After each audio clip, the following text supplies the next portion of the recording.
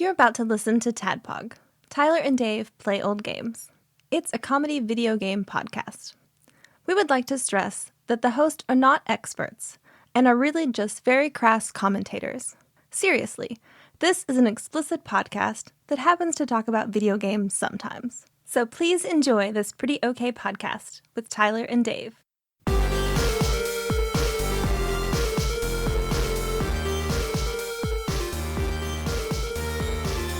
Hello, Internet. Hello. And welcome to another TADPOG podcast. Why do you sound so spooky, Tyler? Well, these three old mummies, we're going to talk about an old game and movie about a vampire. Whoa. Oh, Bram Stoker's Dracula has risen on the podcast. But before we take a bite into it, what have you fellows been up to? Well, we've achieved a whole level of cheesy tonight. Something to sink our teeth into. Right out of the gate. Sounded like a Snick promo. Right around Halloween. Yeah. Roundhouse at 8 o'clock. Get ready for the spookiest Eastern, 7 roundhouse Central. ever. I don't know. It seems kind of scary. I might turn in early. Orange couch, lightning behind it. Oh, what a week. I have got some stuff, if y'all are interested in hearing about it. Of course. That's why I asked. Having never watched the actual anime of One Piece, I started and finished the live-action One Piece on Netflix. Yeah, I remember you saying that you started it and that it was seemed pretty good. I enjoyed it thoroughly. Now, I don't know how well it lines up with the anime. I have a feeling it's pretty decently close. I've heard it's a good adaptation. Yeah. Because I've never seen either, but... Well, I really enjoyed it. Like, I enjoyed it a whole bunch. It was a treat for me. I really had a good time watching it, and it's on Netflix. If you're interested, I highly recommend it. 4 stars. Wisdom Sage says, check it out. On that same vein, I also watched Avatar. That same vein. I watched Avatar, The Last Airbender on Netflix, the live-action version, which... As anyone who's listened to the show for any recent length of time knows, that was my first sort of foray, Tyler, on your recommendation into the anime world. So far, I got through season 1. It's like 8 or 9 episodes. So far, it's really on the money. I've heard with the exception of Boomy, like people feel like they did Boomy dirty. But other than that it was pretty good. Which one is Boomy? The Earth old. He's the one who talks, you can't understand him. No, really. Who's Boomy? The Earth Lord.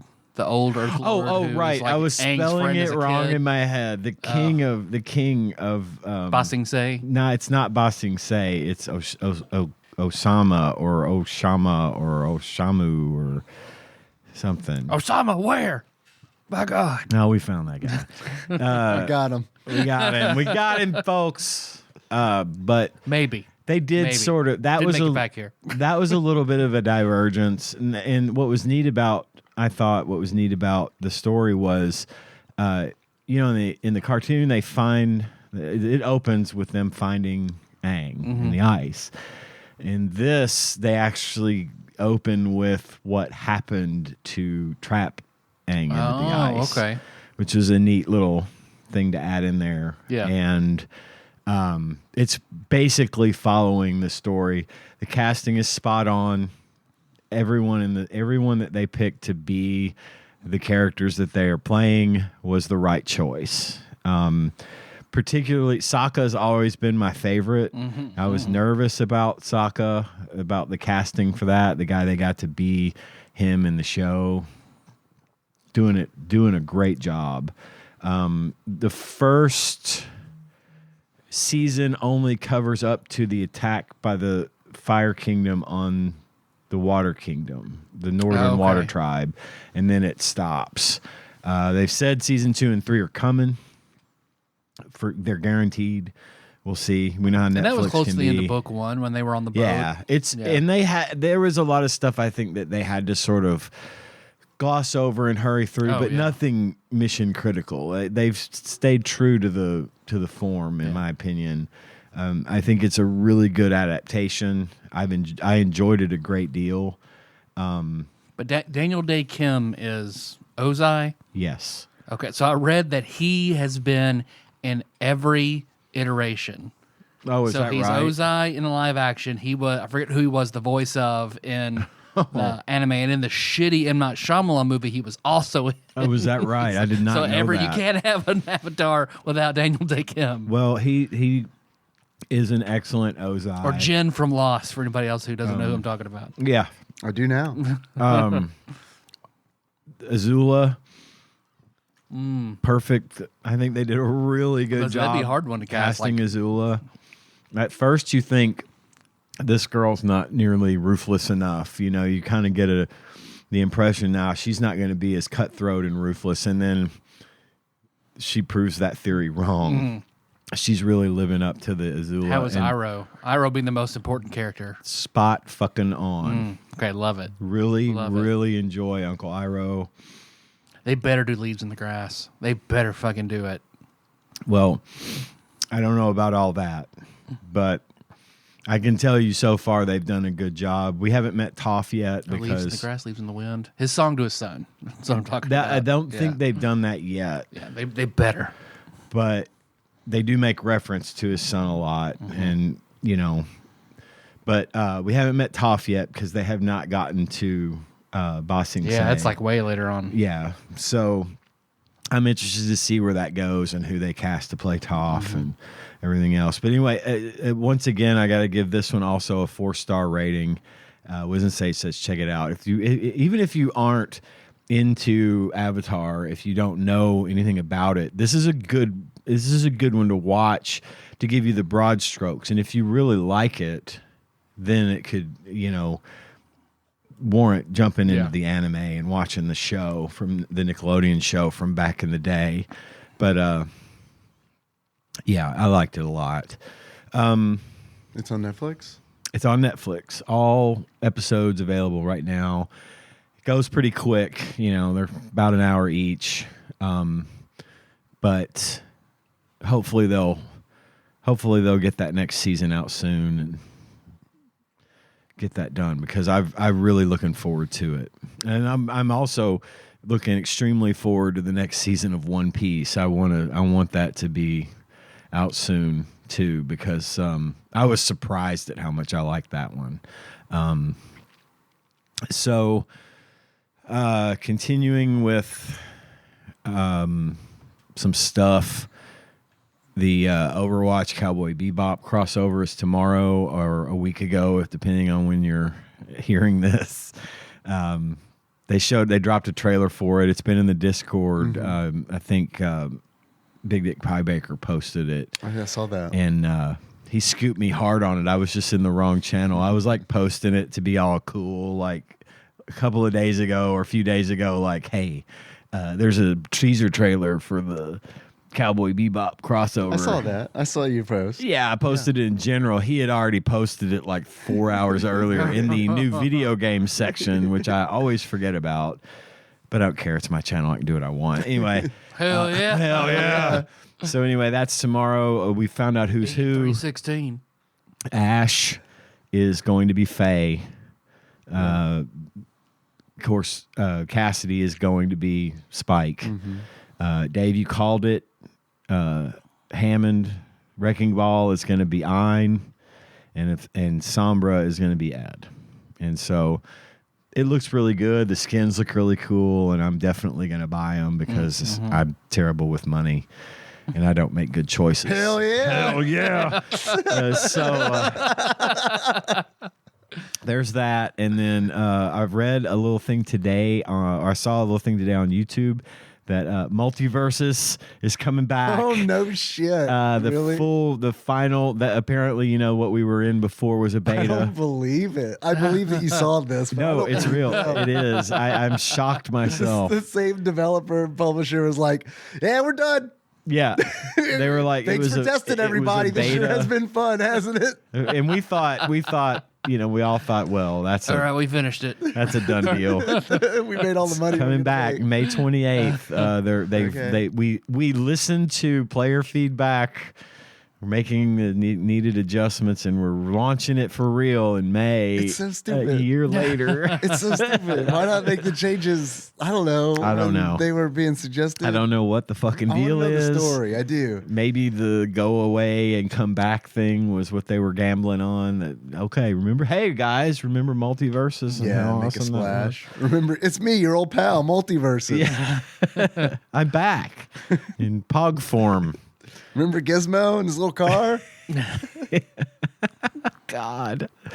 Hey, all like you that. Shaggy spammers, we've nerfed the fuck out of him. So you can't just spam Shaggy's powerful attacks all day long. Did they specifically? Oh, I mention don't. Shaggy? I don't okay. know. I didn't have the ability to watch the whole thing. I saw it and caught the bullet points from the preview Yeah. on YouTube, but I didn't get a chance to actually watch it. All right. Well, now I'm curious. I mean, I put a good amount of time into Same. that. I would be certainly If it's interested in seeing what it's like. if they've made some legitimately decent improvements, I Yeah. will give it a try. and I thought it was kind of fine. Yeah, it was okay. You know what I mean? Like, it just so got to weird. that point where the only people playing were Wonderkins, that were just impossible to play against for whatever reason. Or at least that's how it felt for Yeah, it sure. did. And that might be, I don't know what they're fixing is that feeling. I don't know. Could be. Because the matchmaking, it was bad. But when you only have 14 people to matchmake against, your pool is going to be very shallow. Yeah. So Wow. we'll see how Multiverses I plays did out. not expect to hear that news. I didn't either. And then finally, I finished Wolves of the Calla, Nice. and I'm about all but 3 hours through Song of Susanna. I've almost finished it. Man, that one, yeah, it goes by super It goes fast. by super fast. I remembered the thing. It was Song of Susanna. Remember me saying that there was the only thing I remembered from it was either going to be Song of Susanna or the Dark Tower 7 that stuck with me, and it was the only thing I remembered, and it remains the only. I had completely forgotten about the whole Stephen King part. Yeah. I don't think I read this book. I think I may have been super drunk when I read it, and I would have also tried to forget about it. didn't retain. Yeah, it's whatever. I also don't. It's I don't. fucking Like whatever. Dave, you said, I don't care for that kind of thing. You didn't care for that thing, and I didn't care for. Yeah, I didn't care for that. Yeah. It was weird. I'm ready to get into it if you guys are, but I haven't finished. You're probably about caught up with me, just about. You're 3 hours out from finishing Song Give or of Susanna. take. You're about 6 hours from where I am because I haven't made a lot of. I've really enjoyed the Dark Tower so far, book 7, but I haven't made really good progress on it. Well, we'll see. I mean, we will get into it. And these are some things that we'll have to remember to bring up. But Yeah. I'm literally on that part right now, and I was like, God. But Okay. the end of Song of Susanna, the very, very end, gave me hope Okay. on that thing that you're talking about. And I remember it couldn't have bothered me that much the first time around because I literally don't remember one bit of Song of Susanna, except this is how I know I read the book because I remember the part where she and Mia are in New York in 1999, and they glamour this Swedish guy Yeah. with the little turtle. Yeah. And her payment to him is because he mentions that his bowels were regular again, and he Right. was very happy about that. Right. Now her payment to him was, now every day at your time you will go, and you will go completely, and if you can't for some reason, just say Maturin and you'll be fine until the next day. I rememred that like I had read it yesterday. It stuck with me because I thought, what a thoughtful gift to give someone. Yeah. Bowel regularity. Yeah. That means King was struggling with it at the time of the writing. Exactly. He was just hoping. He'd said Maturin too many times, and now he was stopped up and constipated, I guess. But anyway. So I was at the part in Wizard and Glass, because I'm almost done with it, at the part where Susan's like, what does charcuterie mean? Oh. And then I've stopped right there. So. Well, I've decided that Susanna and that whole thing is my least favorite part of this series. I don't care for her character. And I don't know if it's because it's a white dude writing a black woman from the 60s that happens to be an amputee and also happens to suffer from multiple personalities. I don't know if it's because of the white dudes reading that aloud for the audiobook that makes it less meaningful to me. It makes it almost irritating. But I feel like some of the repetition that Stephen King is known for, most of it in these books exist within her story. And it irritates me a little bit. And I think that I always think about in movies where things are going wrong, someone always gets pregnant, like in The Walking Dead. Oh, she's pregnant. Now we've got to deal with that. That's the kind of go-to. That's the layer of complication. Yeah, always. Almost always. And I thought... You're on the island and lost. What's going to happen? Oh, wait, this girl is pregnant, by the way. She's pregnant. Yeah.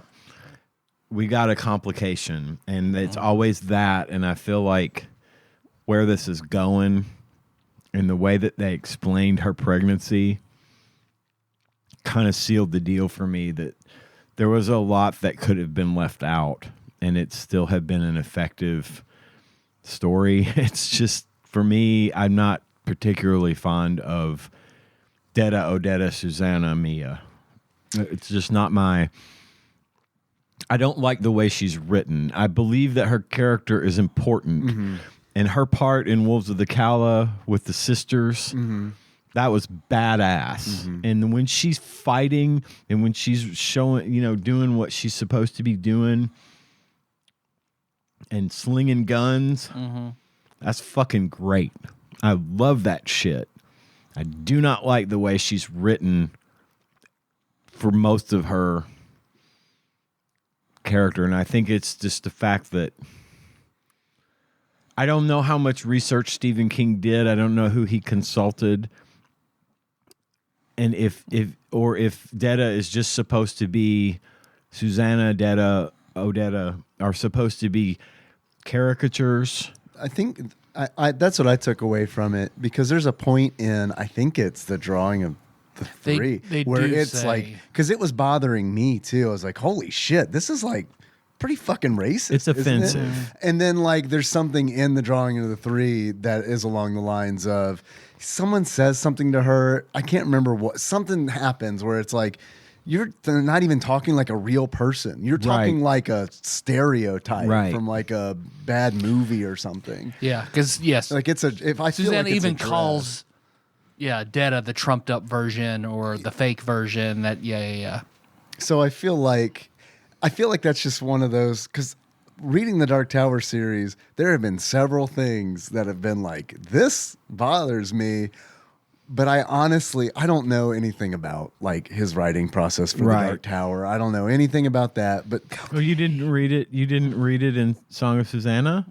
He explains the whole process. Oh, so you see, I know he sees into the other world, right? The gunslinger and Eddie. Oh, right. They come right. Yeah. Then he gets hypnotized. I don't want to. Do not want. That's his process. Yeah. Yeah. No, but I do think that there have been several moments in the Dark Tower series where it has been like, oh, I don't care for that. But then he like explains it away. And then he's like rolling with the fucking shell. And I'm like, oh, okay, he's famous for explaining it away. It can be anything. Hey, I just put something together. The bullet the bullet shell and Yeah. the turtle shell. Yes. Hypnotizing. Hey. He is good at that. Yeah. He is good. And because I think a lot of times, and I'm no scholar of Stephen King, I can't speak to I don't study the man's work. I don't study his process. I'm not in a fan club. I know enough to be able to enjoy his work and to appreciate his work. And for the most part, I do. Yeah. Sometimes I feel like, though, even he knows what he's putting down is utter bullshit. And rather than leaving it out, because he believes that the stories come through him, not from him. And I know that to be true. I've known that about him for years. And that's fine if that's your process. But I think that most of what he puts, when he puts some bullshit down there, he won't take it out. He just has to make sure he writes in a justification or an explanation. And I feel like it's like we always say, the funniest jokes are the ones you have to explain. I feel like if you've got to get to that point, then maybe it's not necessary to be in there in the first place. I get that. But there are also things like in the Dark Tower series so far where it's been like, I totally buy it. Like, I mean, like, I've never read a series of books where there have been so many coincidences, right, and Deus Ex Machina, but it's all because he explains it in the way that he does. I get it, I understand what you're saying. But, no, I'm with you. But I feel like he does it in a way where it's like, I see what's going on, but I'm enjoying the ride, and because I'm enjoying the ride, I want to go along with it. I don't want to push back against it. So I don't know. I think that's a lot of it for me. Because I mean, if this were like, I feel like if it weren't done the right way, it would just come across as like, oh, okay, yeah, well, of course, 19. Oh, yet another MacGuffin. Oh, I have a magic turtle in my bag that I can suddenly hypnonize people with. That's convenient, Yeah, but it is convenient. It is, but the way the story's told, I feel like I go with it because and he does a good job of I have that. my own theory as to some of that, which requires you to finish the book first. I'm working on it. So I'm just saying I want to talk about it, but I'm going to put a pin in what I want to talk about eventually. Yeah. Where I do have what I feel like is a working theory about. Well, some of that. it doesn't mean that I have less love for this series, and it's no less important to me. It's just now that I'm reading it at my age now versus when I was a young optimist, I'm more pragmatic now, and I look at things it's easier for me to spot some of the what I consider to be some of the rough spots, personally for me, than it would have been back then, because I was obviously just going through it too fast. I was reading it so fast, and one of the reasons I use audiobooks is because I have always had a bit of a reading disability, a comprehension problem, where I have to reread things all over and over and over again. But sometimes if I'm enjoying it, it might as well be, several words in front of me in that moment streaming through, and I'm just reading it and I'm not retaining anything that's over here. And so I think that's why I forgot a lot of it. Yeah.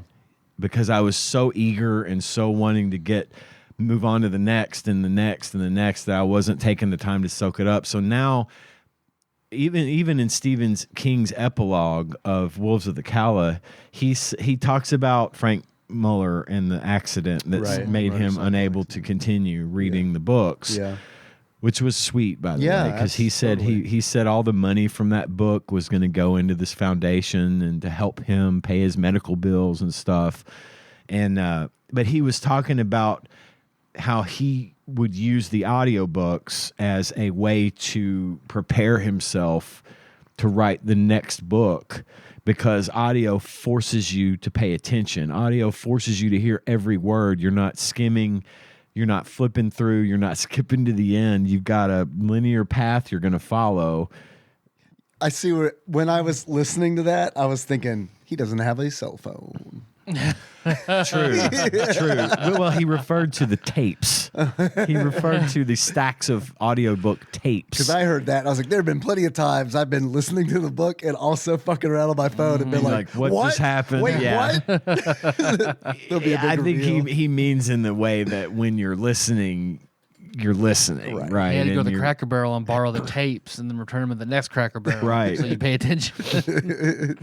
But it was that has helped me listening to these in audio form to sort of ground myself a little bit and be able to look at it from a bit more of a realistic viewpoint, and not to its detriment, but more to my enjoyment, knowing what about it I like and what about it I don't like, as opposed to saying I just love it all.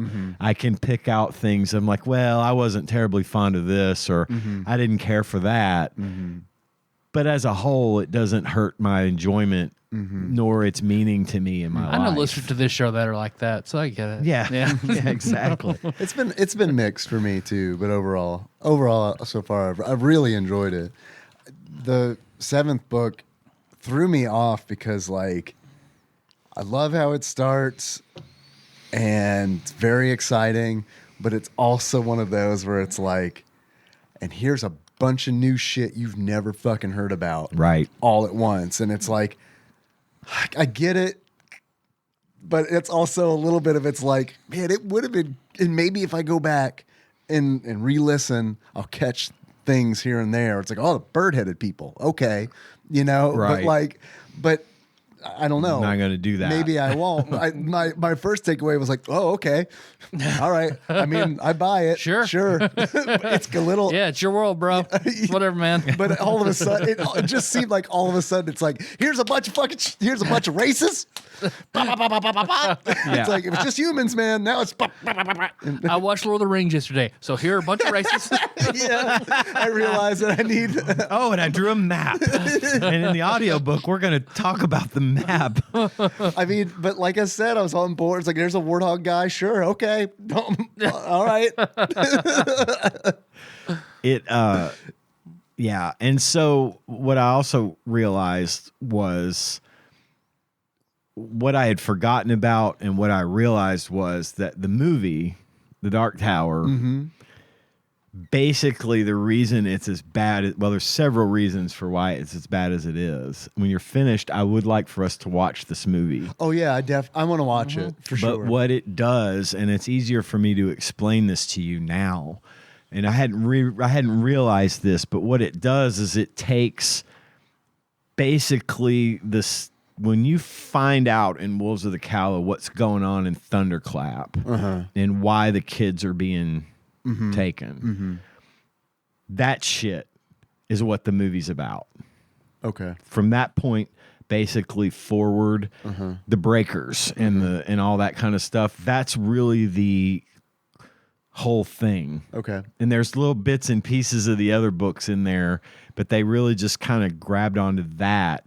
They're like, okay, how do we make a 2-hour movie about a 40,000 page epic novel?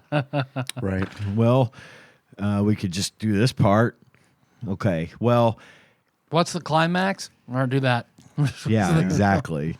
So anyway, I'm interested to, I cannot wait for us to all be finished, caught up, and talk about this. But I also think as part of our homework, we need to watch that movie so we can dislike it as a group. Okay. So Maybe I'll love it. we might. I doubt it. There but are maybe I other will. worlds than these. I also kind of feel like, so like a lot of people have been calling Wind Through the Keyhole. Yeah. Is that the name? Is that the title of the book? Yes. Like they have been straight up been calling it Dark Tower Book 8. So it makes me feel like, okay.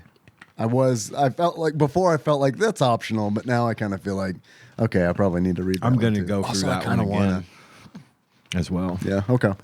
I'm gonna have to do it again because I remember being excited, so much after the Dark Tower getting that. Yeah. And I burned through it super fast. I don't remember anything about it. That's what happened to me. happened That's to me all exactly the what time. happened to me with the last 2 books. So anyway, That's what I got for the week. Dave, what are you up to, man? I've been playing a new game called, let me make sure I'm saying it right. It's on Steam. It is a 2D strategy game called Ink Yulnati. Oh, I've seen this. It is, I got it on sale, like Fanatical. It's like a game store online. It had been on my like watch list for a minute because it's got a cool art style. It looks like medieval drawings. Yep. And like I like art history. It's on the not Game Pass, but oh, I'm so glad you didn't say that it was on Game Pass. I don't think it's on Game Pass. That's but okay. I like playing it in bed, and I got it for cheap. I did see the promotional stuff for it. So it's a neat game. Yeah, it's a 2D strategy game that turn-based that is kind of set on the pages of like a medieval manuscript.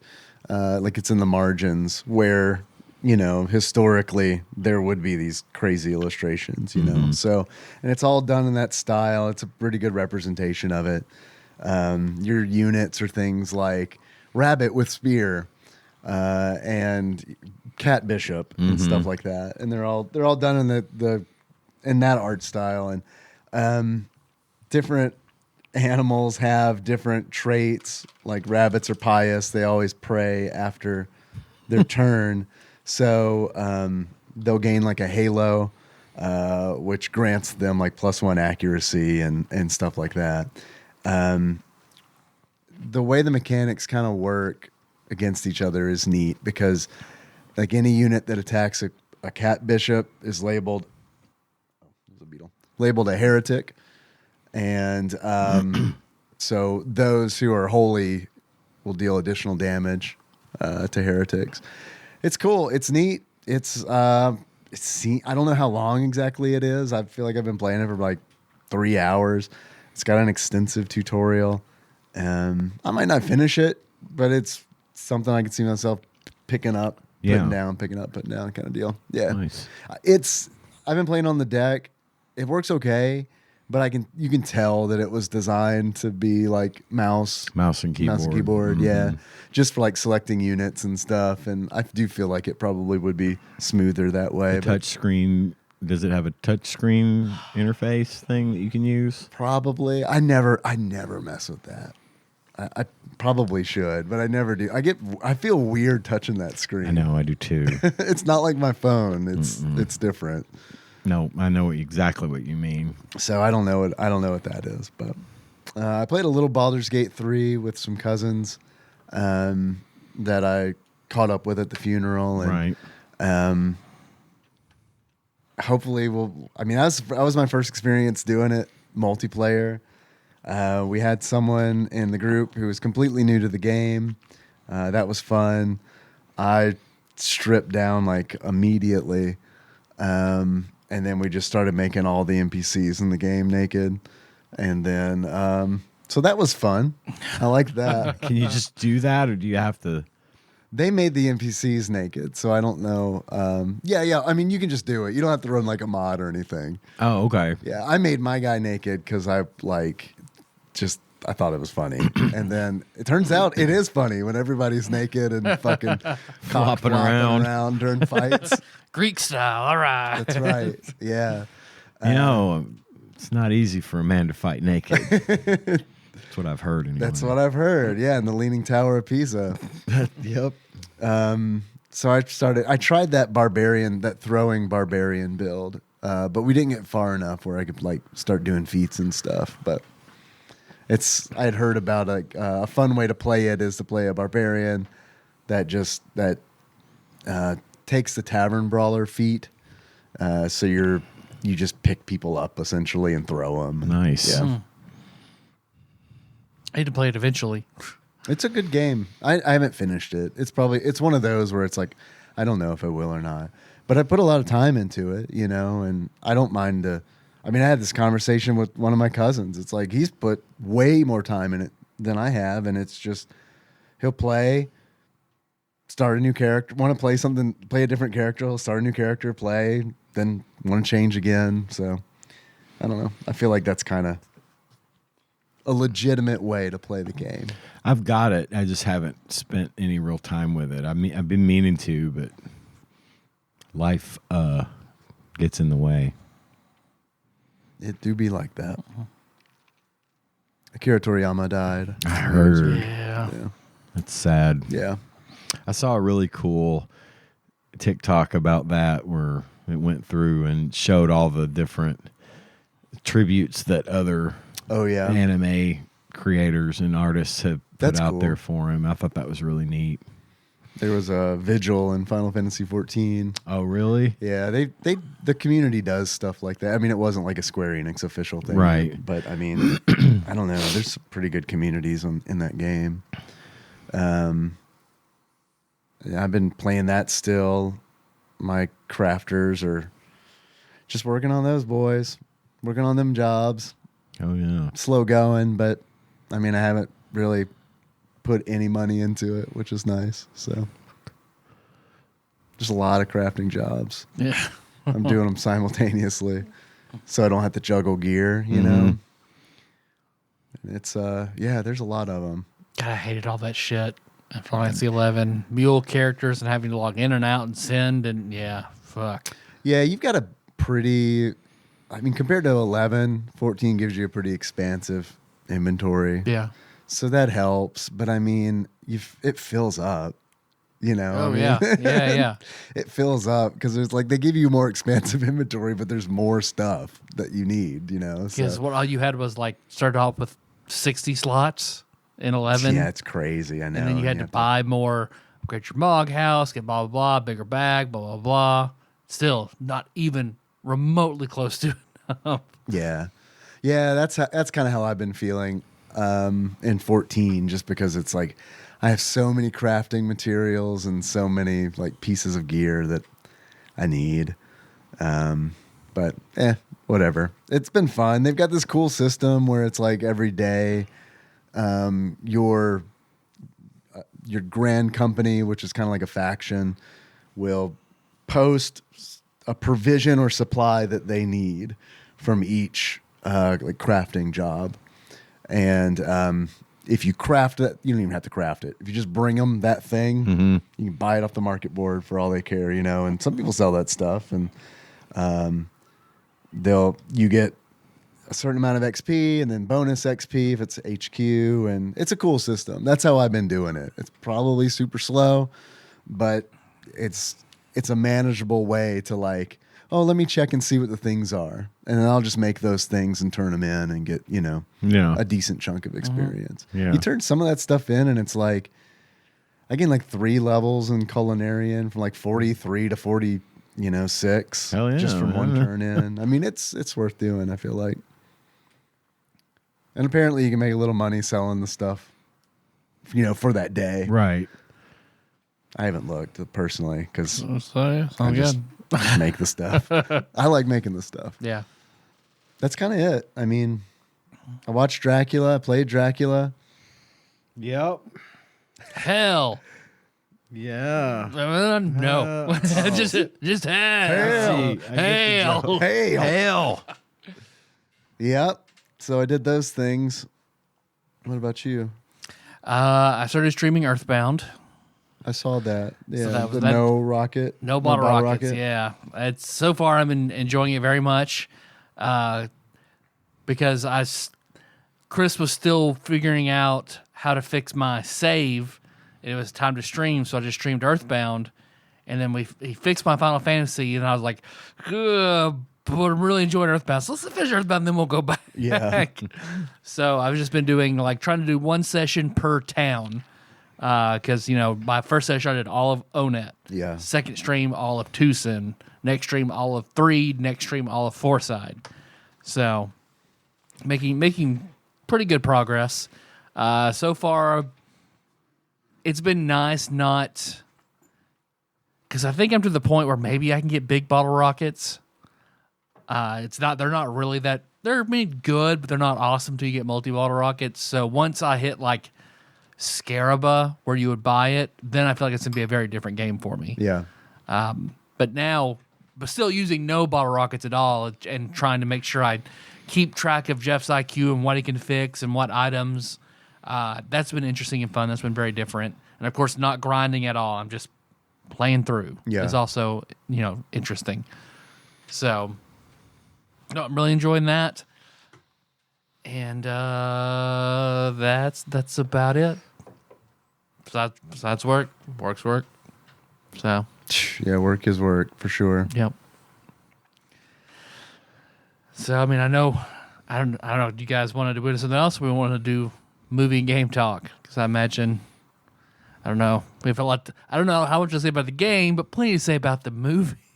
Yeah, I got thoughts on that. We can get right to it if you want. Or if we want to do a draft or something. What do you think, man? It's your Not show. me. I'm just here for color commentary. I'm cool with whatever. I mean, we can do Beloved Adam had some good ideas for a lightning draft. Yeah. We could do that as a stinger, perhaps. Okay. All right. And then just get right into the game. Sure. And movie. Yeah. Well, we'll take just a quick break, Yep. and then we'll be right back with part 2. We'll be right back.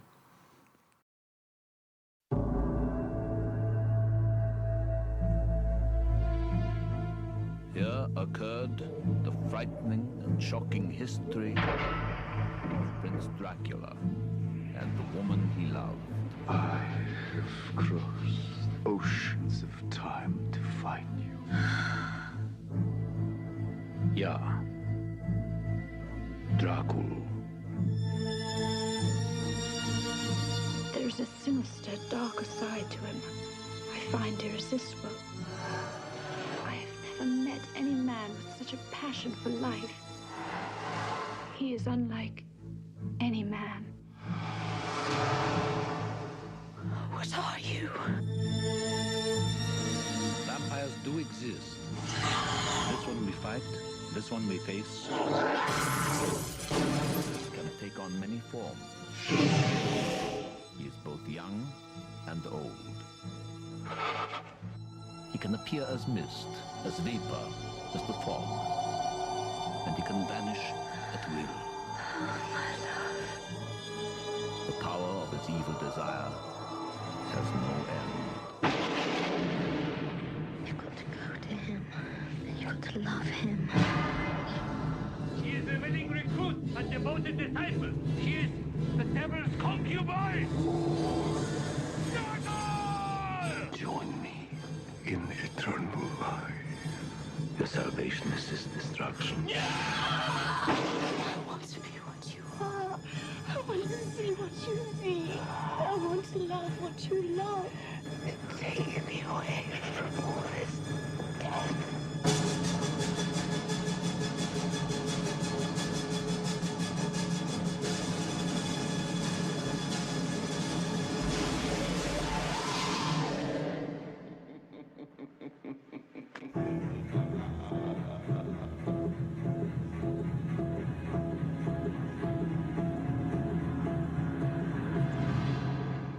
Make no mistake, he must be stopped.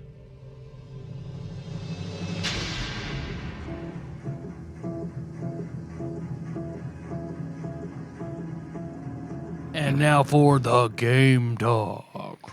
And the movie talk, which I feel like one is going to outweigh the other. What do you think? Maybe.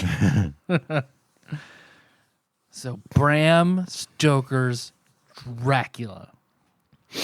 When did the movie come out? 1992. 92. So the game was 93. Correct. Okay. I had never seen this before. I hadn't either. I had When did you see it originally? in 1992. Okay. Did so you see it were, in the theater? fresh. We saw it in the theater and have seen it several times off and on, not all the way through since then. Okay. I feel like that's probably the best way to watch the movie is off and on, not all the way through.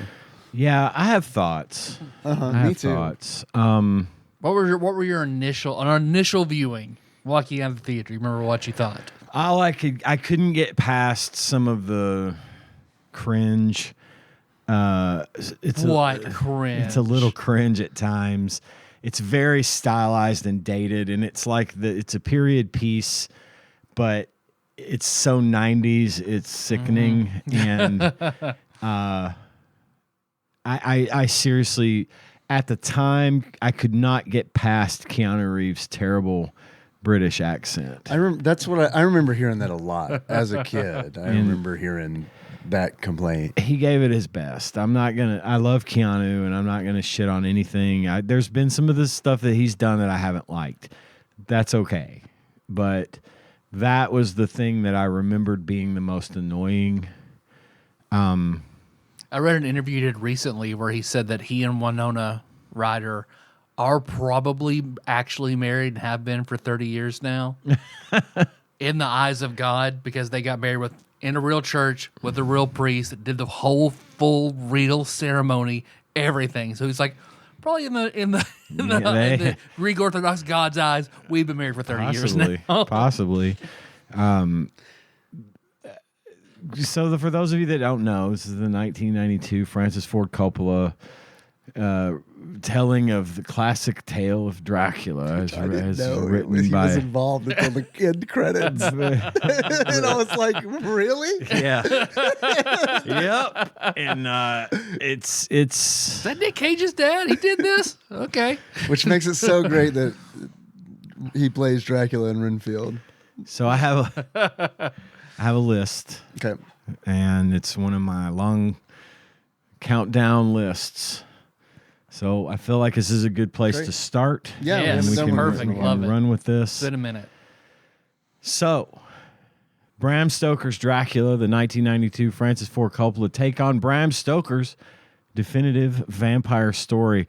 Sure, we've seen it before, but have we seen it with an overzealous and quite thirsty Gary Oldman playing a vampire who occasionally looks more like a werewolf than a vampire?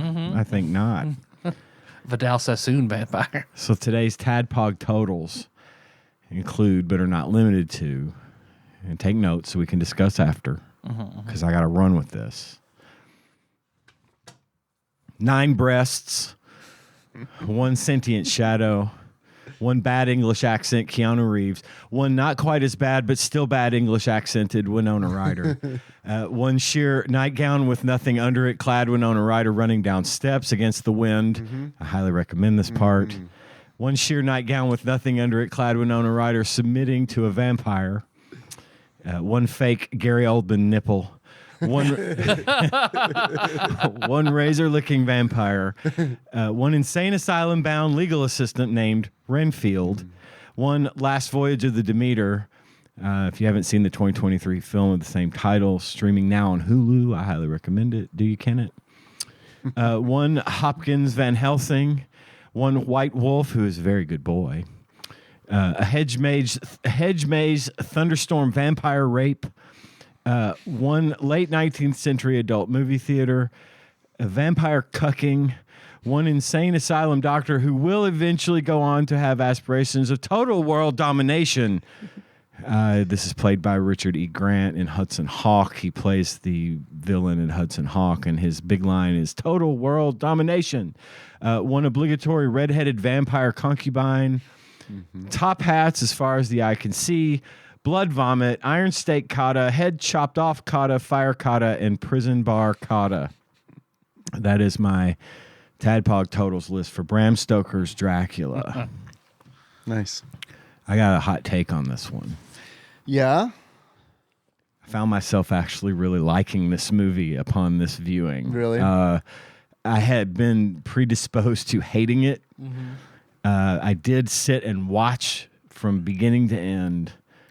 And after taking away the known bugaboos that I had with it, the questionable accents and the cringe and the overly emotional shit, I actually liked it. Yeah.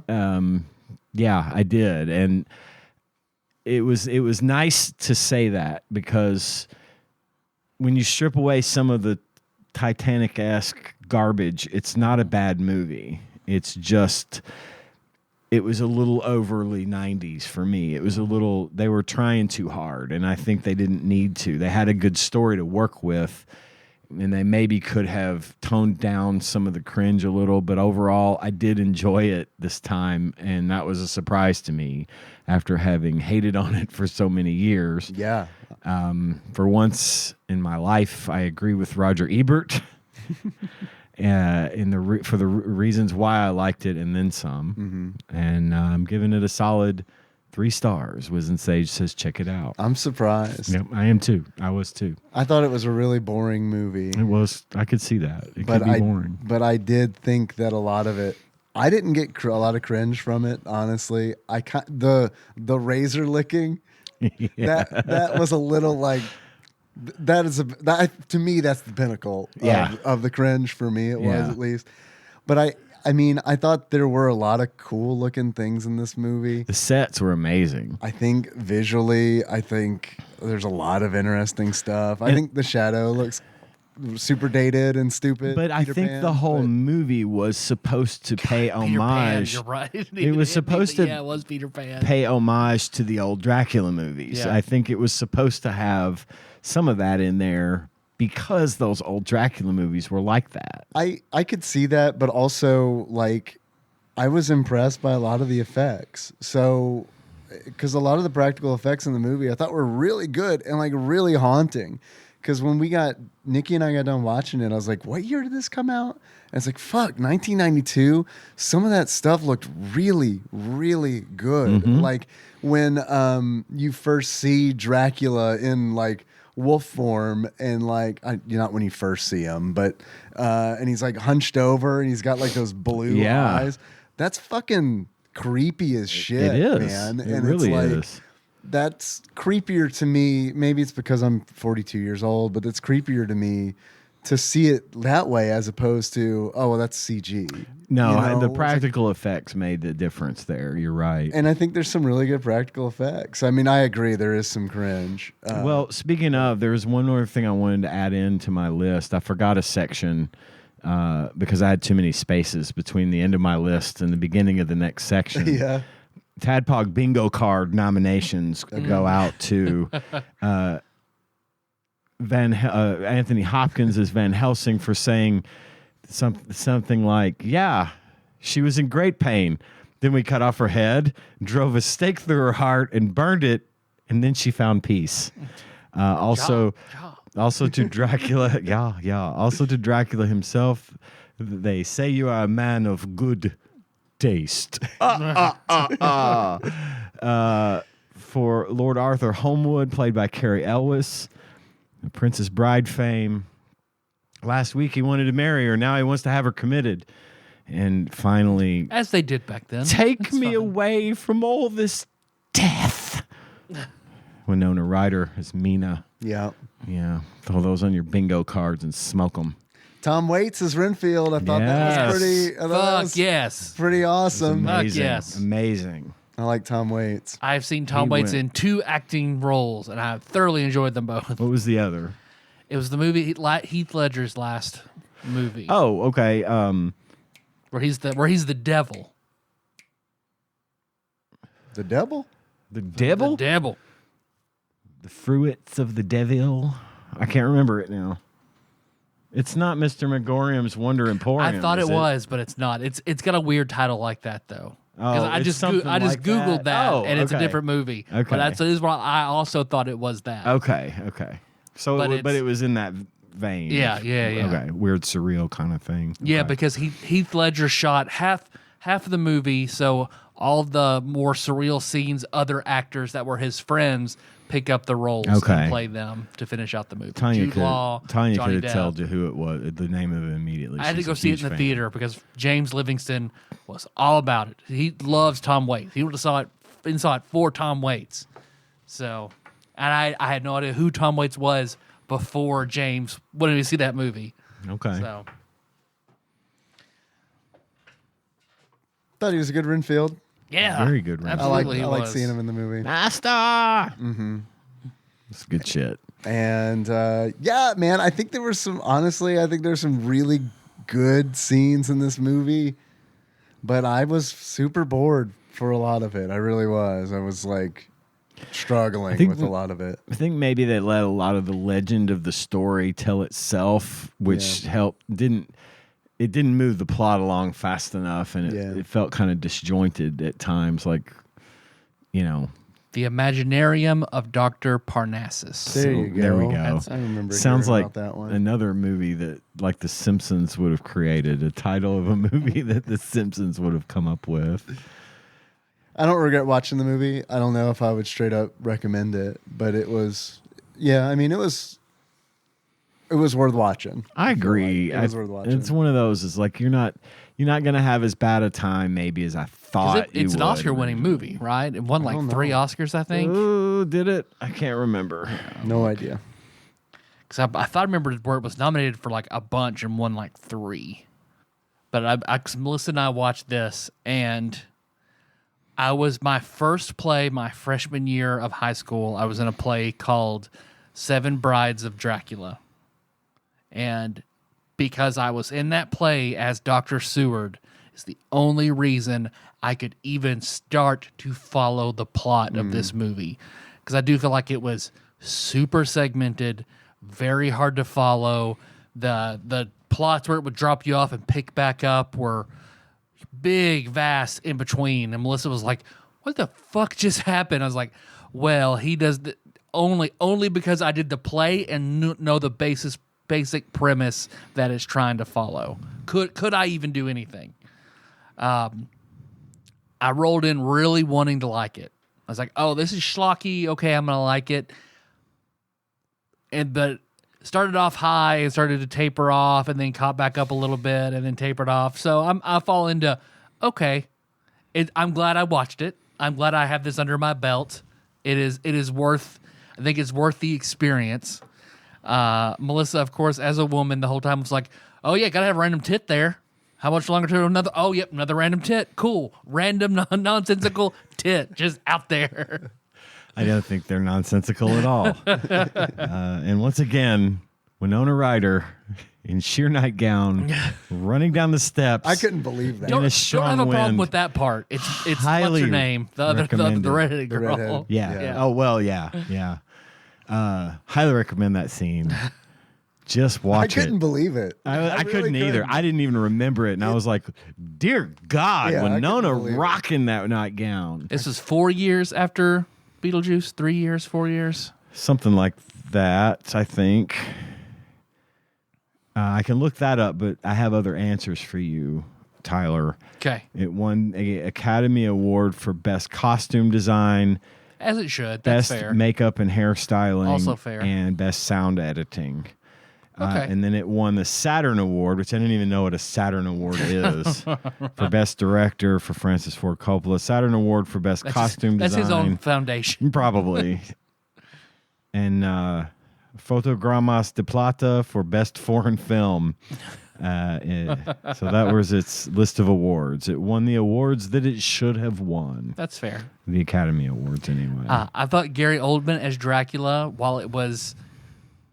I tried to find the fault in his portrayal. Because, like, wouldn't Dracula just be fucked up and crazy and weird? Wouldn't he be sort of, like, over-the-top, bombastic? So where, yeah, some of it was cringy, I also, like, okay, this is a fair take for the most part. Why did Jonathan have to live? Why did he not just kill him? Was it sadism? He just wanted to torture him and let That's what I let the kinda- rest of his brides torture him? That's what I kind of assumed. Okay. Based on like their conversation when they were first talking, and he's like, "Oh, I see the resemblance between you and your ancestors." You know, he sounded like that. Yeah. I kind of got the vibe where I don't know if it's said or what, but I kind of got the vibe that Dracula was like, "Okay, I'm just gonna make your life fucking hell." Right. And I think maybe he wanted to make sure that under no circumstances could this guy get in his way. That's why I thought I'd just fucking kill him. Right. He's but he's also Mina wants to be with him. Just fucking kill him. But he's also a Be done with it. sadistic motherfucker. Yeah, I do think You know, he's got to feed his other wives, his concubines, you know, and keeps them out of his hair while he's going after the one he Get his really side wants. pieces busy. Gets his side pieces. Although, let's see. So they've definitely drained his life force and made an impact on him. How are we going to show that? Kenneru's hair is going to be gray. It's the only sign of age he's going to have because I'm gray in his hair. It's a little more gray every 5 minutes, by the way. At one point, it looked almost white. Yeah. And that was in the same scene as don't like wrinkle earlier. him. Don't make him skinnier. Just make his hair a little white. Because when you see him, like he's escaping and shit, and then like, oh, he and Mina are just like in a bar together, and they're talking, and his hair's just stylized and white. I've seen some shit, all right? Back off. That's what we were watching whenever Dracula set sail from his castle to where is it New York? Is that where they're at? Where are they London. at? They're in London, yeah. Thank you. I don't know why I thought New York. So when they sail there, Because the accents are. yeah, you're right. Thank you. It's like Melissa was like, "What the fuck is going on?" I was like, "Okay, Melissa. So a vampire has to travel. Yeah. Here's what's. has It's to not take- said in any way at all why it has to happen like Has this." to have dirt from his homeland in the boat. Yeah. Why is he walking in sunlight? I thought he couldn't walk in sunlight. To be honest, I thought that as well. So I'm gonna You've got me He just there. looks pretty in sunlight. It's sort of a Twilight precursor. No glitter this time. because I didn't know the answer to this question and I was curious. I thought maybe we could unearth it on the show. I Googled, why doesn't Dracula kill John? And the answer I get back is Dracula didn't kill Jonathan Harker because he didn't want to. Okay. Well, all right. I suppose that is definitely an answer. I guess if he wanted to, he would have. Yeah. Thanks, Cora.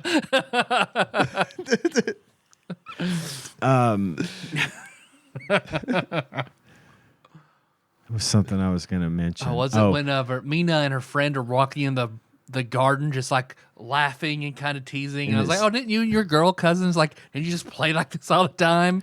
Like, I guess before TV, that's all you really had if you were rich and didn't have to grind away in a mill. So you just wandered around the hedge maze and laughed at each other. And then when it rained, oh boy. Oh, man. The shenanigans began. Oh, this water's hilarious. Once again, You ever see the Kama sheer Sutra? nightgown.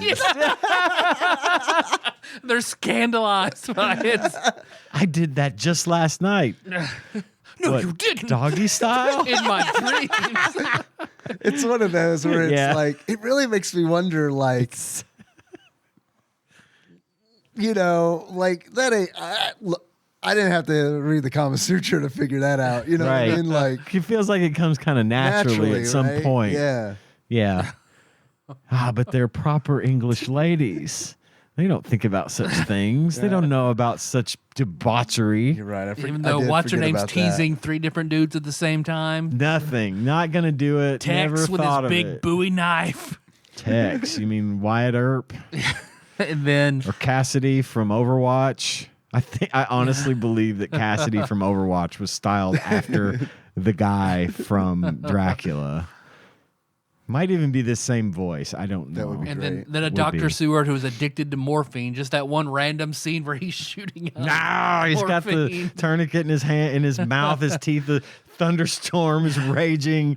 They're hosing off all the inmates. His with a asylum that looks like high-pressure Silent hose. Hill where they all have the cages Yeah. strapped to their heads. Yes. It was I disturbing. was like the Pyramid had to drag his sword in the background behind So, everybody. is that like historically accurate? Can someone explain the cages, the cage hats? Because like it seems to me that you would do that to the prisoners, right? Well, I feel like they could use that as a weapon.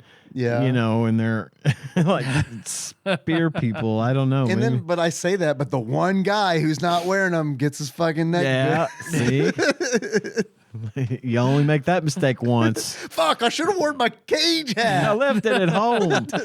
My wife was My supposed saw to, trap. My wife was supposed to oil it for me. And she did- That's right. This is all her fault. now I'm dead. Now I got neck problems. Spent all night reading the damn Kama Sutra. Now I got my neck done fucking bit. Brand new sentence.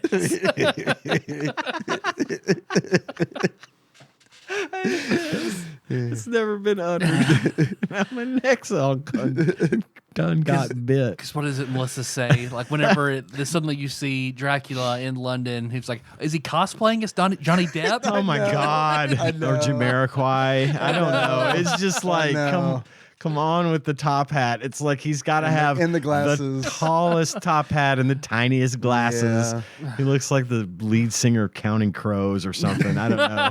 But Right here. yes. It's like, God, that's what I mean when I say it's so 90s because, you know, Right. we got fucking 4 non-blondes up here being a vampire. But fucking that scene is like one of the things in the background they're screaming about, come see the CinemaScope. And they're talking about the motion picture cameras. And they go in to this exhibit of the motion picture camera playing its thing, and like just randomly on the wall there's like, you know, vintage porn, not vintage at that time, but naked women dancing around and say loving this up. is downright It's like- modern. And we've got these proper ladies, you know, standing around saying nothing. However, 10 Jack minutes the Ripper ago, will get the whores. We don't care. 10 minutes ago, we were giggling about the Kama Sutra. It's like this is moving. This is a recording of real life naked people. Your fucking. kids are gonna love this. Vampire Marty McFly. And then the very weird way she pets that wolf afterward, like just just the way she was just, I don't know, must have laughed at that for a She's a long cat time. person, I It's like, don't you guess. just pet Bella like that? Just strange, gloved, like clawing at it. The trainer was probably like, "No, when you pet him, you got to do it this way, or he will try to hump you. You gotta act like you're strangling him so he's scared a little bit. You got to dominate him, or else you're gonna be his bitch." Literally, Wolfie was a good boy. I thought that it was funny how the vampire, you know, just tamed the wolf. Because I always thought that wolves had a natural aversion to vampires and weren't gonna just, you know, lay down and take it. But Yep. yeah, this one was at his beck and call. Maybe Yeah. because he's also part wolf. That weird rape scene in the hedge maze, Yeah. where he's like in his wolfen, or is it a bat? I guess he's a bat, right? Is he It just- a man bat? I mean, I don't know. It was a weird look. Or is his demonic form? Maybe because he has so Or many he's raping different. her, and she's like, "Oh, I think he got some of his blood in my mouth." And it's not.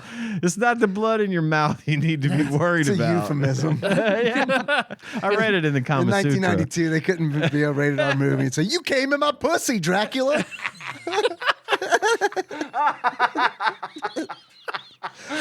we can clip that out. For the, Give me the episode title.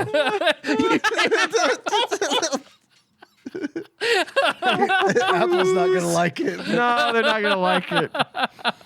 But fuck, it'd be worth it.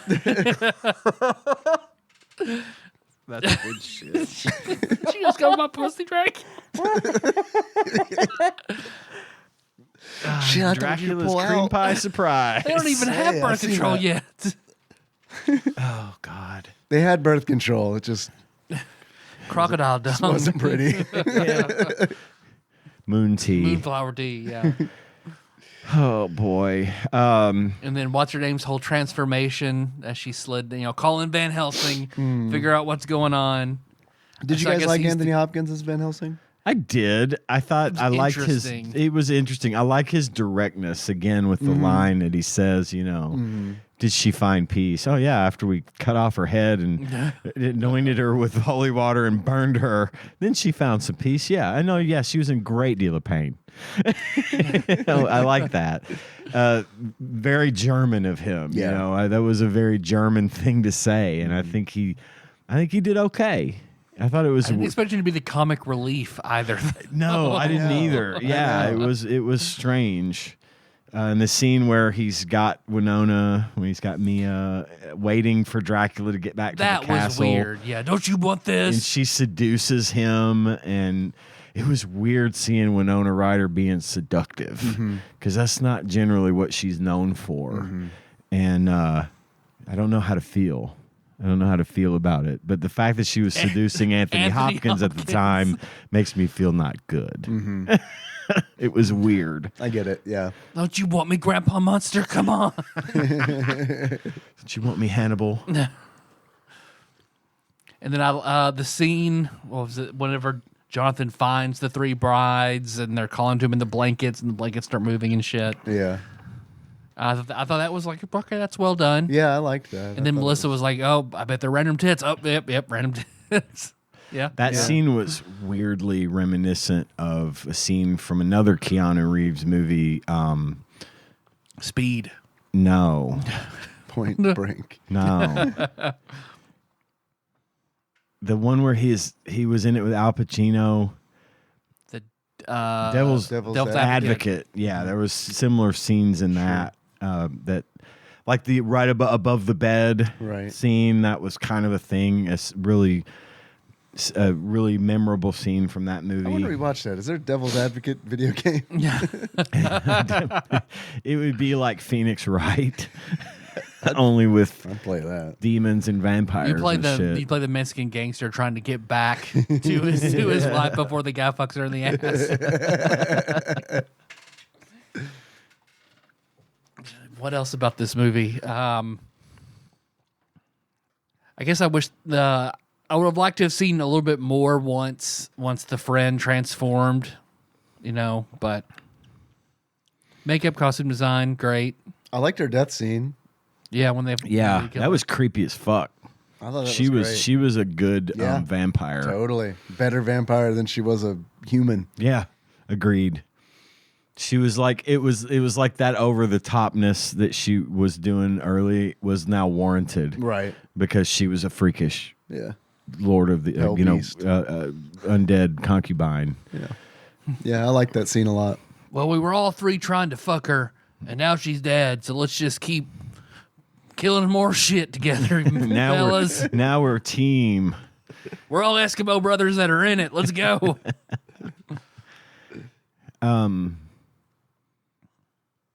Yeah, I liked sort of the fight scene at the end when they storm the castle and they're about to do him. They're about to just end it, and she steps in. It's like no, and then he's like, Keanu's like, no, it's her. This is her job now. So vampire gonna die, and now she's gonna take over the castle. And he's like, I'm cool with this. This was her purpose, I guess. I mean, we already saw. Everybody saw it, right? She drank that blood, so like it's game over. So I'm not married anymore, right? I can go back to London and start fucking. Just be an accountant again. It's fine. Yeah. But I thought that scene was short. It was an abrupt ending to that movie. At least we had a better death scene from Gary Oldman than we've been getting in past movies. That cross they store all the blood in.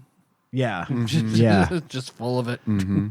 I liked his muscle body armor. The muscle body armor, it was creepy. And it's great because it's like, at that point, he is like whole on Christian. Yeah. He's truly it's holy, right? This is like fucking muscle fibers. Yeah. I mean, God gave us muscles, so I'm just holy, right? representing. I'm representing. The spiked helmet, the demon-esque spike helmet, I mean, that's okay, right? That's holy. That's pretty holy. Even the impaling, I feel like the church is okay with. Because you have it's in the name of God. Shadow puppet scene in the beginning where Nikki was laughing because there's one guy who's like, it looks like fucking like Team America World Police, where there's like a guy on a pike going, "Ah! Ah!" It's like, just die, man. Like, he's flapping around. You don't know my pain. It's true. I've never been impaled like that, but I mean, you look like an ass. come on, knock it off. Die with some dignity. Jesus. Vlad won. What are we gonna do? Let's go tell his girlfriend that he died before she can get there. It's gonna really piss him off. we know exactly where she is. Just throw an arrow up there like we're passing a note. It's gonna get him. So all of that, the ruin his church is day. okay with, but then she throws herself in the river and kills herself, and they're like, sorry about that. Suicide. It's a mortal go to sin. hell. It is a big no-no. However, Sorry about your dead fiance or wife, but good news, she is in hell for all of eternity because she killed herself. good job impaling all those heretics. However, Actually, you earned a bonus for that today. More gold for you. So because he denounced God, then so I guess I don't quite see the leap from that to vampire. Like Dracula 2000, Judas Iscariot being Dracula, I get it. Yeah. That makes sense to me. This I don't quite get so much. Besides, like, I guess Satan's like, all right, dog, you're on my team now, but stay up there. Okay. Yeah, maybe. Yeah. It's the whole vampire thing. You know, you just got to sort of take it with a grain of salt and being like, yep, okay, he's now a minion of the devil. And then Immortal. whenever the girl turned into a vampire, because Melissa was like, he didn't bite her. I was like, I think this is the one where you have to. It's like True Blood style. You have to drink the blood of Yeah. the vampire. So you have Yeah, to you do get bit. the inverse of the formula. You get bit and then you're like real sick and stuff. And if you don't drink, you die. Yeah. And if you do, you become a vampire. I like the vampires in Dark Tower a lot better than the vampires in this movie. Yeah. Same. Yeah, Pierre Callahan. Any more thoughts on the movie? I don't think so. I think we've pretty well covered it. All right, the game. The game, the video game. The 1993 SNES action platformer, somewhat puzzler sort of thing. Ish. Yeah, ish. I suppose it fits all of those. By Psygnosis. That's what Lemmings that people. said, because I couldn't read it. I think some people say Psygnosis. I don't know how you actually pronounce it. I've always said Psygnosis. I'm not an expert, but yeah, that's what I said in middle school. In typing Retro class, art, so that's retro probably right. arch. You know, it's tomato.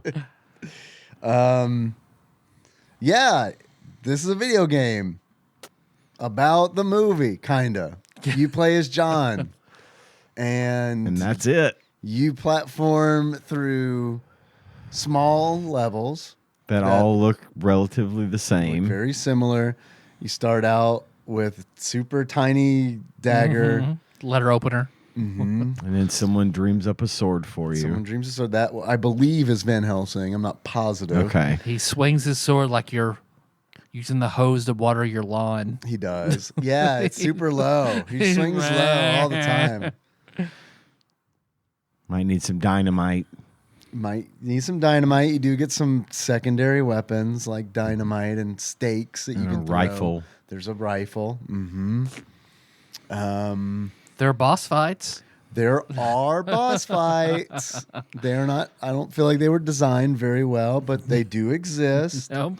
You fight Dracula. You do in fight his Dracula old man form. surprisingly early. I didn't finish the game. First level. Then it's a dragon. Yeah, there's a giant suit of armor too. And then the form of Counting Crow's Dracula form.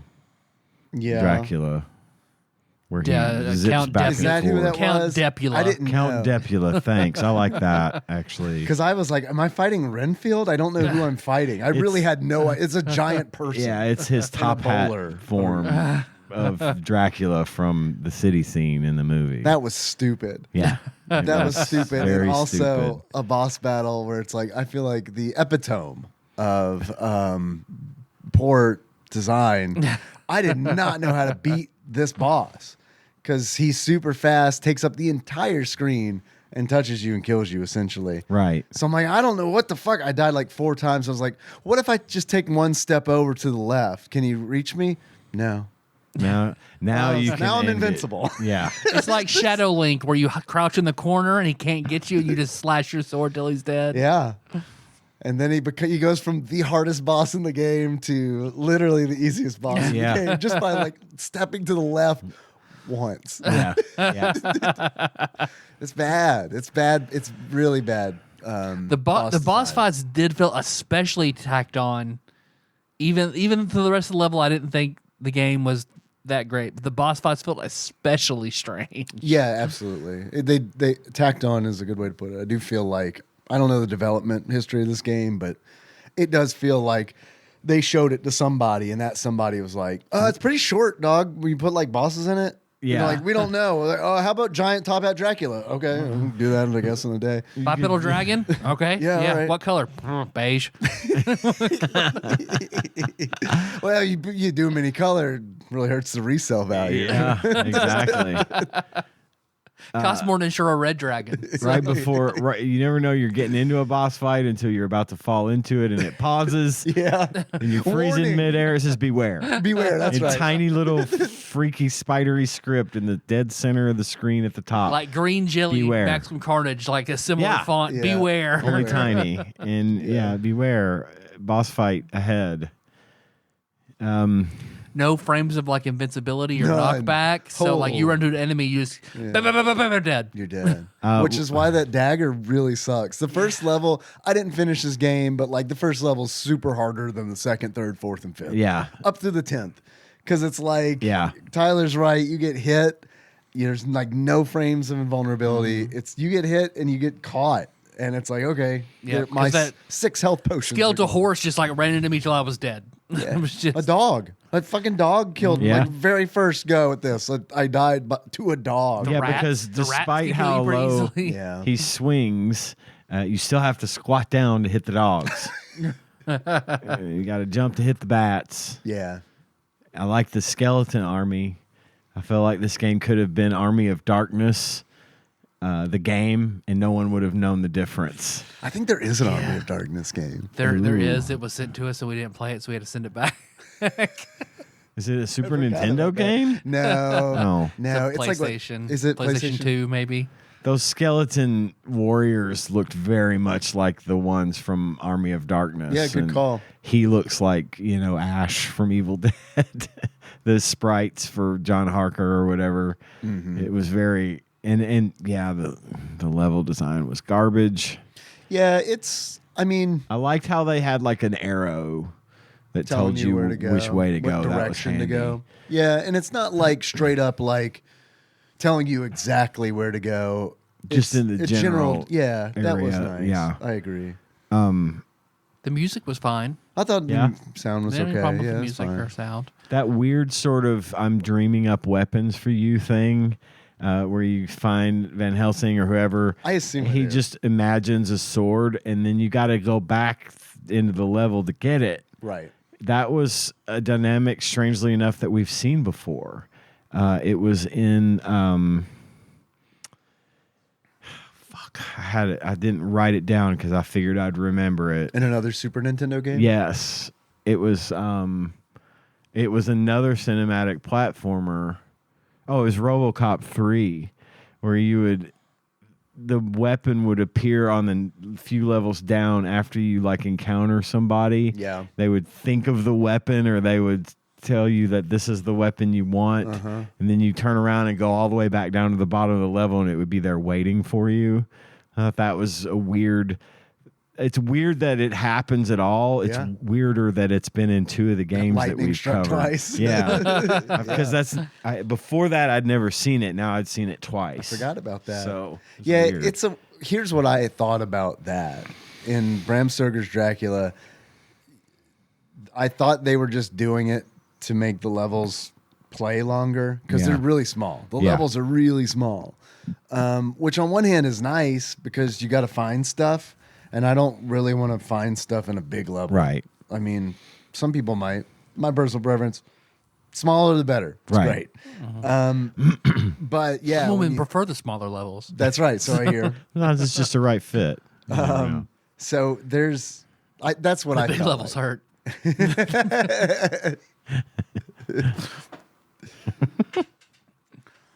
So put this in perspective a little bit with this game. That came out in '93, In 91, we got Super Castlevania 4, which I feel like is sort of the preeminent action horror game on the system. And I feel like there are some moments where I feel like it's trying to emulate that. Oh yeah. But I don't feel like in some of the ambiance, some of the like the ectoplasm door thing that's sort of reaching out to you.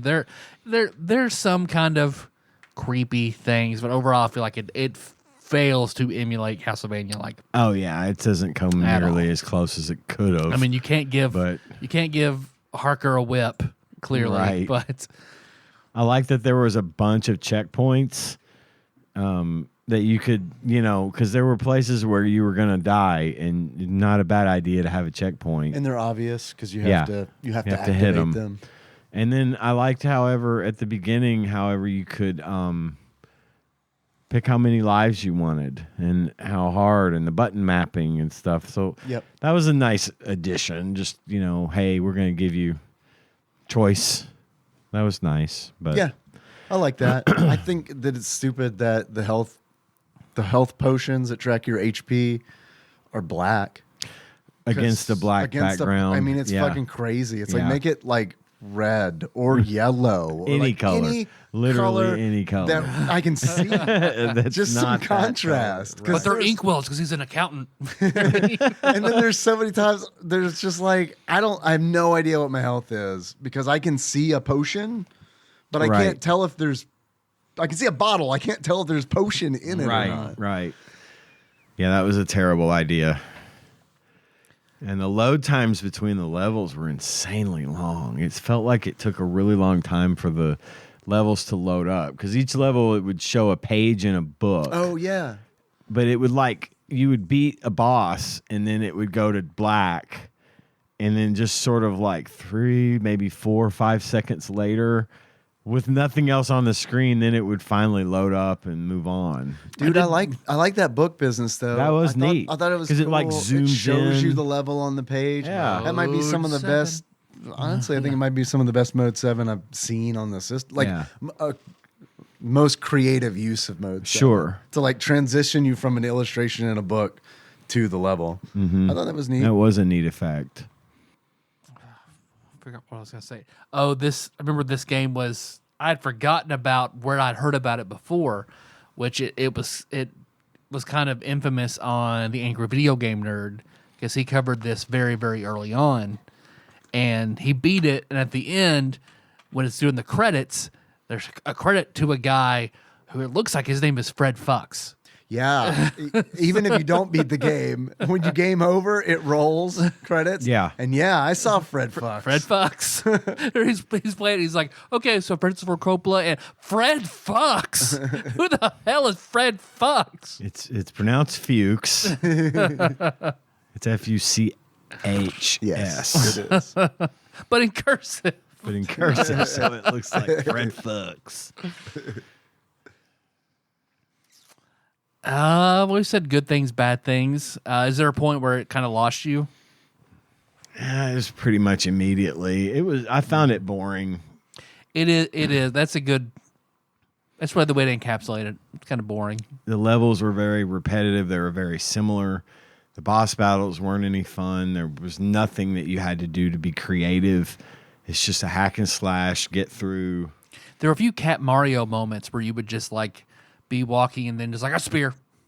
Oh man. Yeah. And then there's a boulder. And some of the like enemies in the later levels can move so fast. It was like they were running at you at triple speed, and hitting them was a chore. Yeah. You were taking damage in this game no matter what. Yeah, there's an area. Are you talking about the traps and the necessary damage? Yes. Like there's an area.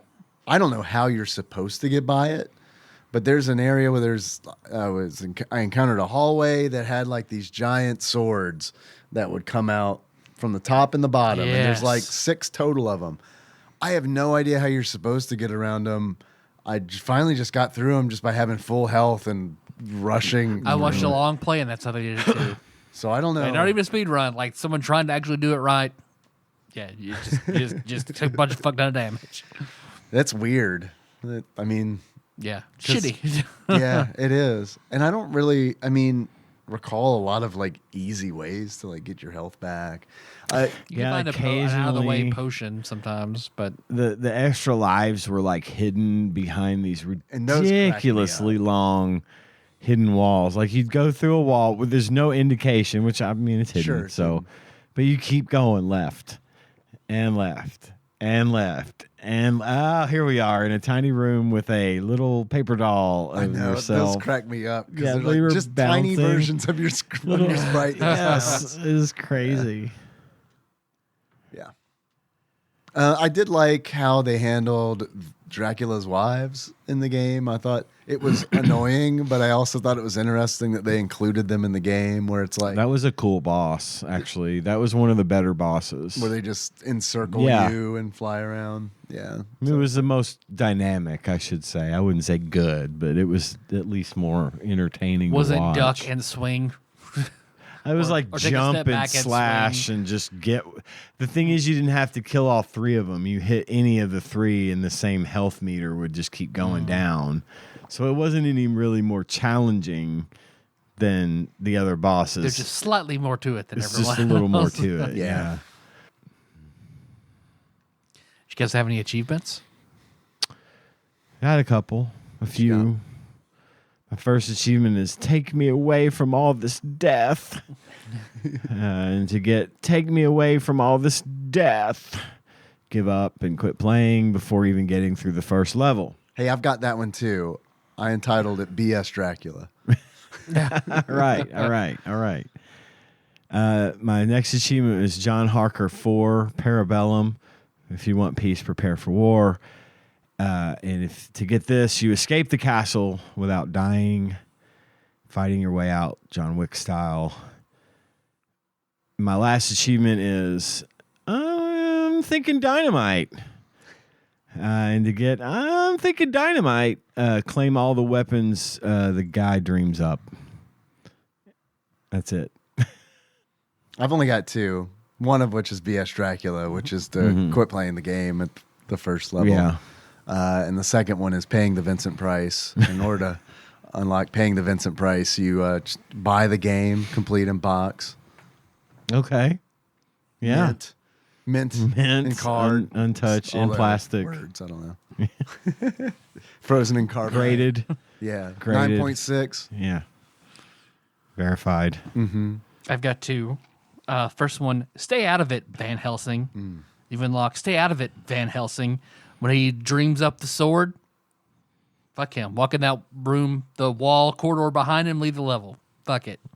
You got a dagger, you're fine. Good. I don't need your stupid sword. The other one is Fred fucks you. And Run Alive, Run Alive continues, game over. Fred Right. fucks you. Okay. You do get a cool death scene when you run out of continues. There's that. I say cool, but they show you a death scene. You do get a death scene. Yeah. Which is, I mean, It's cool that they put in the effort death scene. yeah. So that exists. I wish there was some way of knowing how many continues you have. Because at one point I was like, wait, they just let you continue all day, don't they? They don't. Nope. Eventually those run out. Want to see what Flopsy has to say about it? Yeah, what do you guys think Flopsy might say about Bram Stoker's Dracula? Are they kind to it?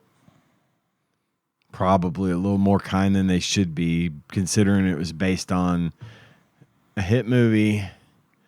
I'm going to say Academy Award winning. Academy Award winning.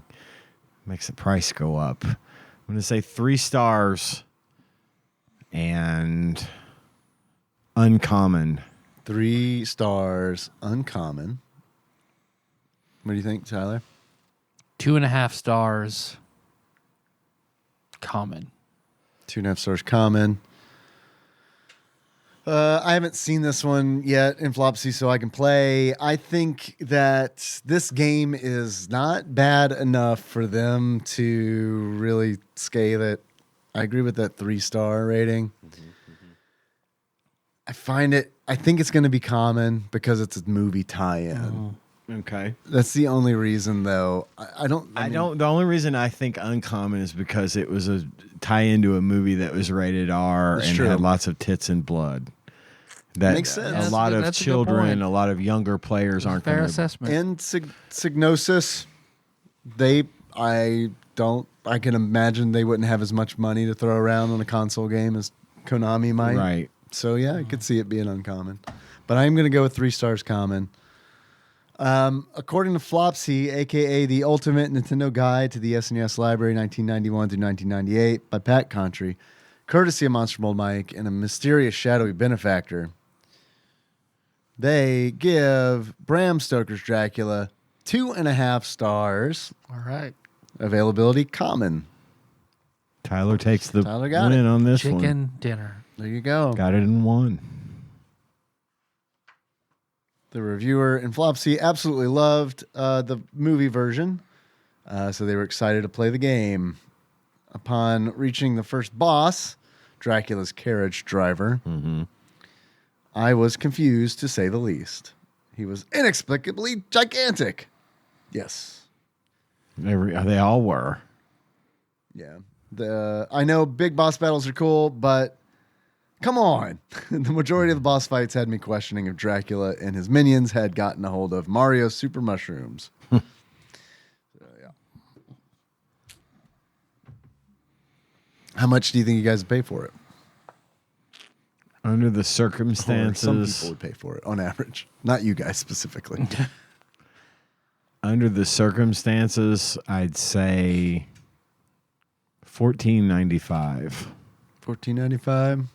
What do you think, Tyler? $15.75. Dirty. $15.75. Closest without going over.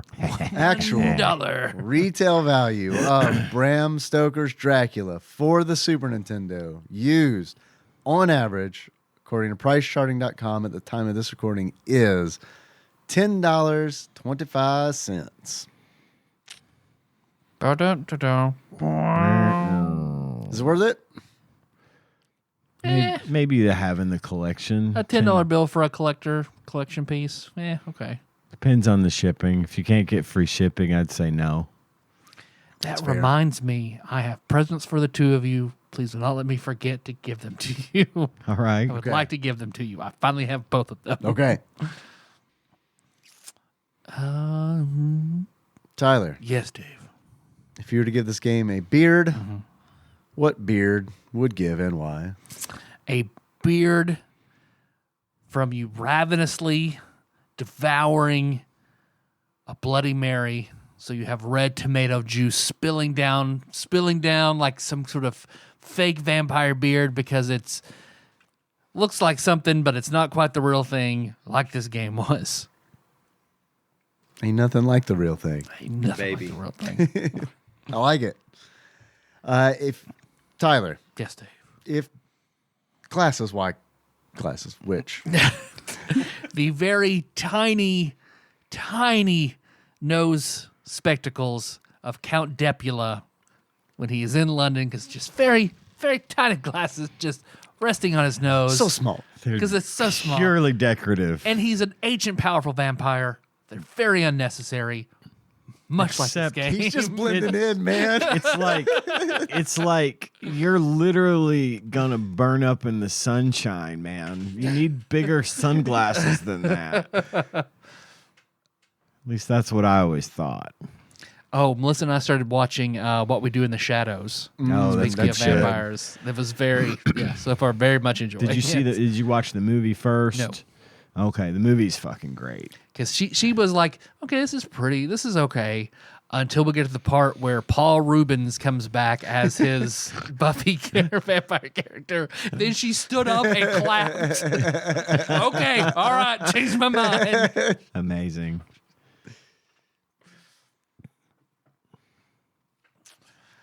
Let's see. Well, I know we've got a 2-day turnaround, so I think next week we're gonna do some all calls. Some no randomizer to get to. Do we want to go ahead and figure out what game we'll do What next? we'll do next? That might be a bad idea. I have a request. Okay. From Captain Gun Nerd. Okay. He wants us to do the Hunt for Red October. Okay. And he wants to be on that episode. Can he be on next Thursday? Because if he can, let's I mean, I can that's ask a weird him. question to ask you, I guess. You know. Yeah, But I get that a lot. Where's John? Who are you, his I'll sit- wife? John and I sit across from each other at work, and he'll be not at his desk, and I will be working, and someone will walk up. Where's John? I don't fucking know. Well, I mean, y'all work together, and I don't know where John is. He got up and left his desk. He didn't tell me where he was going. Why So are you I don't- asking me? Where's John?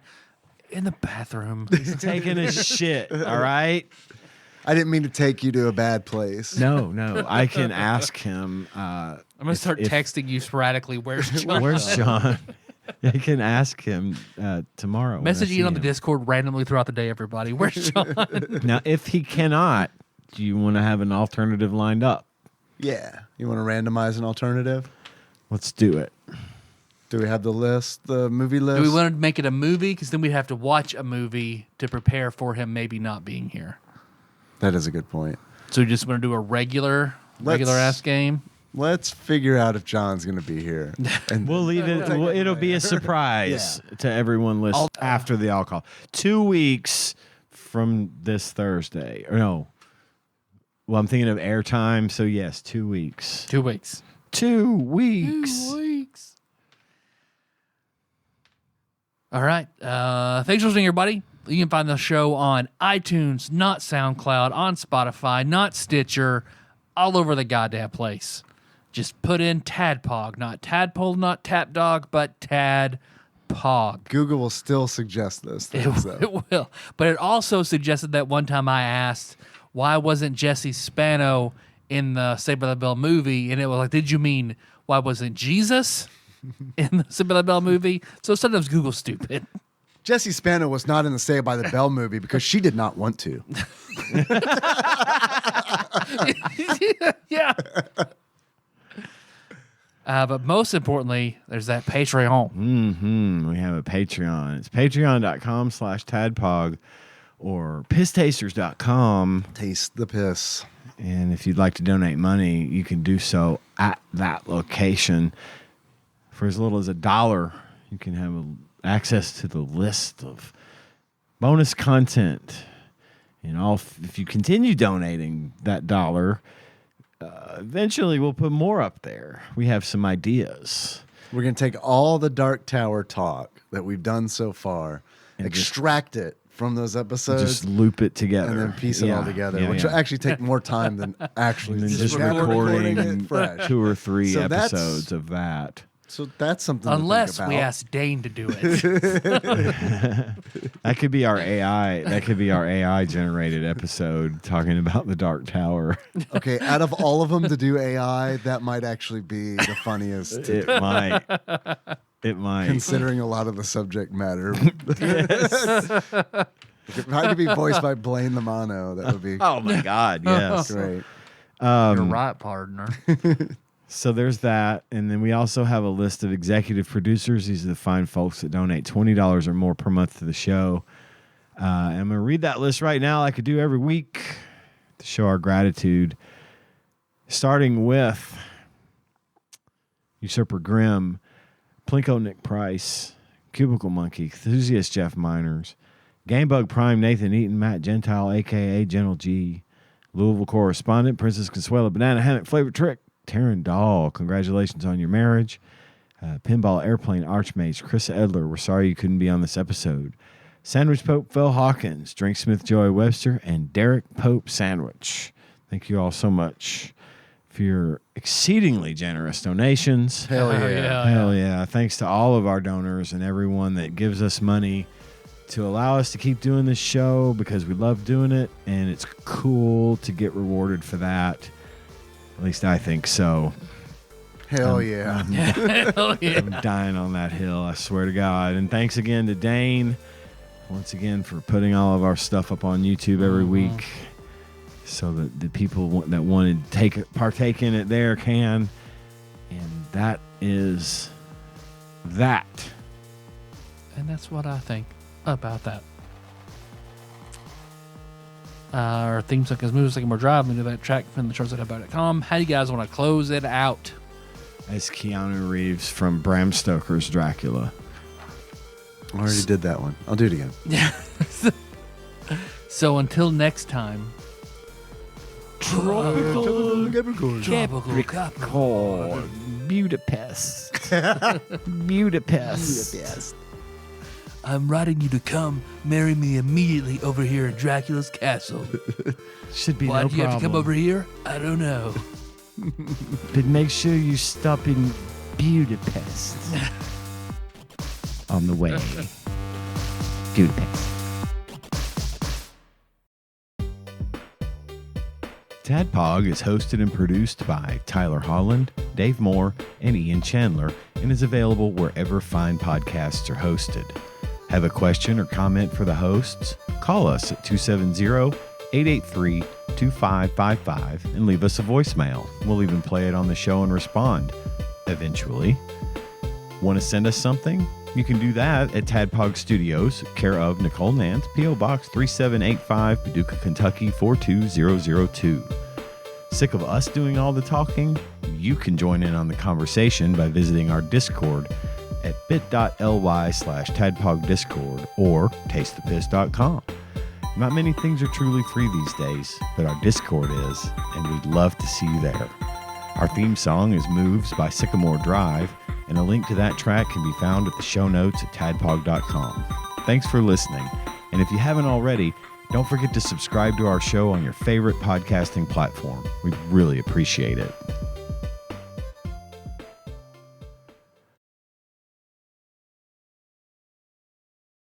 And now, by special request, the famed Tadpog number draft 1 through 10 for beloved Adam. Beloved Adam gave us $50 to do this draft. So if you want us to do one of your drafts, give us $50. Then we'll Yep. do it. Can confirm. All right. 1, 2, 3, 4, 5, 6. Wait, you can't pick all the numbers. You gotta wait your turn, motherfucker. 2, Dave. Going with 7. All right. Lucky number 11. 9. I have to claim 4. Dave, you know why. I had to claim 4. I do, because you like cars Yep. versus tricycles and bicycles. I'm all about that quad traction. That's right. I'm going to go with 10. It's the highest number on the list, so It's 10. the highest number. That's a 10. 6. Ooh. Oh, I know. It's a hot take. What you do could what do have got you that want on from me? discount. You could have waited till 3rd to get 6. I'm going to go with something easily divisible and pick 5. 5. 5. I like 5. Like how Nicole has to have her friends list and multiples of 5. Makes sense. She will unfriend somebody if she wants to friend them. That would make her not a multiple of 5. Unfriend somebody to bring someone else in, so it's a multiple of 5. Here I was thinking I was the only one with that problem of Nope. 5s. I find it easier to deal with 5s than any other number. 19. Not divisible by 5. I don't care. Speaking of that, I'll go with 9. I already picked it. Yep. 9 is only 1, 2, 3, and 8 are available. 3. It's the magic number. 3. 8. I have an 8 on my arm. You do. A Yeah. tattoo of an 8. Well, then I will go with the oddball and pick 1. What a weird number to pick. And 2 remains. 2. Poor 2. Poor 2. Is it because it's poop? Maybe. Could be. Who does number 2 work for? Show that third who's boss. All right, there you're welcome, beloved Adam. Thanks for the Thanks for the $50. We'll do your other one next. Yeah, well, that means he For- sent, This is that- 100. For He that sent other us 100. $50 you gave us. 50 per Right. custom draft. So yeah, get in on that action. Patreon.com/tadpog or pisstasters.com. No, it's in addition to any donations you make. Yeah. You have to add that on top of, if you're already a donor, you have to add that on top. It's like a bounty. You have to. It's separate. It's like a bounty. It is. Yeah. It's a one-time thing. It doesn't count towards your deductible. That's right. So That's right.